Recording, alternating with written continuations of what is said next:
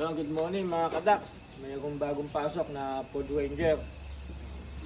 Papa-color correction ni sir. Yung bumper sa harap. Yan.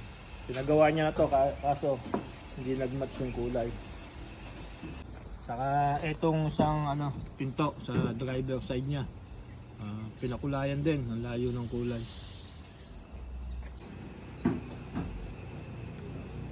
Saka itong sa likod. Sa last finish pa niya ito pinagawa. Hindi rin nakuha yung kulay. Mayroon na pala. Ito, lumubog to. Pinalatero natin. Na umaatras si sir. Nadikit sa poste. Hindi na napansin.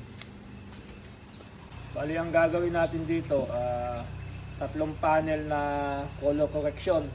Saka dalawang panel na pinalatero ni sir. Bali 5 panel to.